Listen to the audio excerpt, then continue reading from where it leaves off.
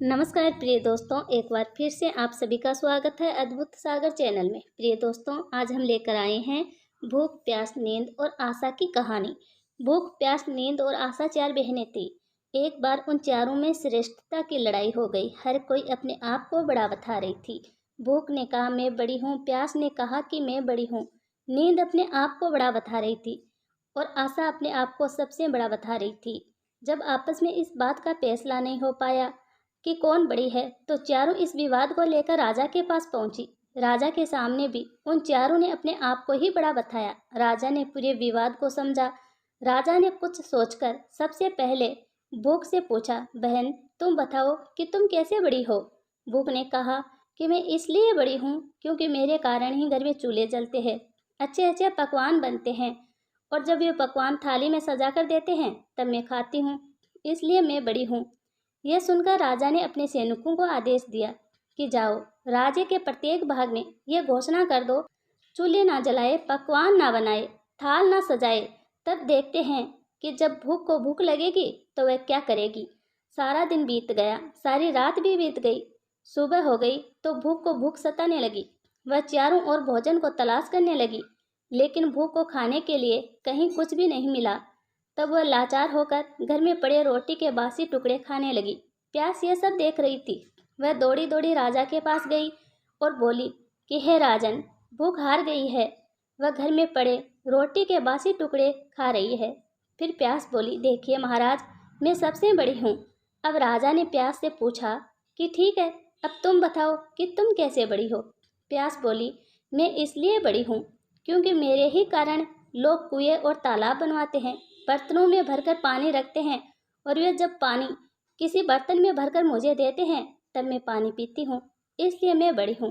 राजा ने अपने सैनिकों से कहा कि जाओ और पूरे राज्य में घोषणा कर दो कि कोई भी कुएं ना खुदवाए, अपने घर में बर्तनों में पानी भरकर ना रखे।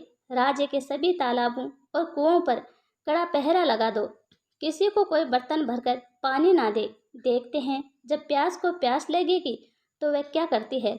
पूरा दिन बीत गया और पूरी रात भी बीत गई। जब प्यास को प्यास सताने लगी, अब वह यहाँ वहाँ भटकने लगी।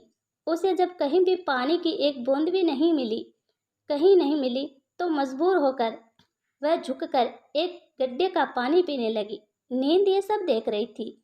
उसने तुरंत राजा को यह सब बताया और कहा कि प्यास हार गई है, वह तो गड्ढे का पानी पी रही है, इसलिए मैं बड़ी हूँ। अब इसमें कोई संदेह ही नहीं रह गया। राजा ने पूछा कि अब तुम बताओ कि तुम कैसे बड़ी हो। नींद बोली, मैं इसलिए बड़ी हूँ, लोग मेरे ही कारण पलंग बनवाते हैं, उस पर बिस्तर लगाते हैं। जब वह मुझे बिस्तर लगा कर देते हैं तो मैं सोती हूँ, नहीं तो मैं सोती नहीं। अब राजा ने अपने सैनिकों को आदेश दिया कि पूरे राज्य में यह मुनादी करा दो कि कोई भी पलंग ना बनवाए, उस पर बिस्तर ना डलवाए।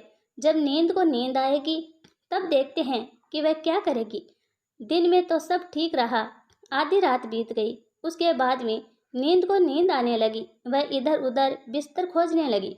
उसने खूब ढूंढा, लेकिन बिस्तर कहीं नहीं मिला। जब बिस्तर नहीं मिला तो वह मजबूर होकर ऊबड़ खाबड़ जमीन पर ही लेट गई। आशा यह सब देख रही थी। वह तुरंत राजा के पास पहुंच गई और बोली कि नींद भी हार गई है। बिस्तर की बात कहने वाली नींद ऊबड़ खाबड़ जमीन पर ही सो गई। वास्तव में भूख, प्यास और नींद तीनों में मैं बड़ी हूँ। राजा ने पूछा कि अब तुम बताओ कि तुम कैसे बड़ी हो। आशा बोली कि मैं इसलिए बड़ी हूँ क्योंकि लोग मेरे कारण ही काम करते हैं, नौकरी धंधा मेहनत और मजदूरी करते हैं, परेशानियां उठाते हैं, लेकिन आशा के दीप को बुझने नहीं देते। राजा ने सेवकों से कहा कि राज्य में मुनादी करा दो, कोई काम ना करे, कोई नौकरी ना करे, कोई मेहनत और मजदूरी ना करे और आशा का दीप ना जलाए। जब आशा को आस जागेगी तो देखते हैं कि वह कहाँ जाती है। सारा दिन बीता, आधी रात बीती। जब आशा को आस जगी, वह यहाँ वहाँ गई, लेकिन चारों ओर अंधेरा छाया हुआ था। टिमटिमाते दीपक के प्रकाश में एक कुम्हार काम कर रहा था। आशा वहां जाकर टिक गई। राजा ने देखा कि कुम्हार ने जो दिए बनाए थे वह कुम्हार की आशा के अनुसार सोने के हो गए। कुम्हार की छोटी सी झोंपड़ी सुंदर महल में बन गई। यह देखकर राजा बहुत खुश हुआ। फिर उसने अपना फैसला सुनाया कि भूख, प्यास, नींद और आशा, इन चारों में से आशा ही सर्वश्रेष्ठ है। ये सारी दुनिया आशा अर्थात उम्मीद पर ही टिकी हुई है। हम सभी के जीवन में एक आशा ही होती है जो हमें नामुमकिन काम को भी करने की भी ताकत देती है।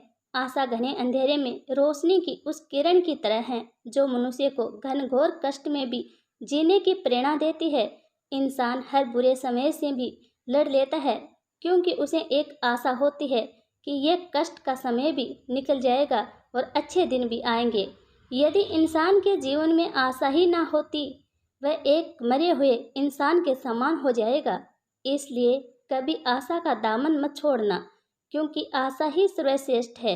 प्रिय दोस्तों, उम्मीद करते हैं यह कहानी आपको पसंद आई होगी।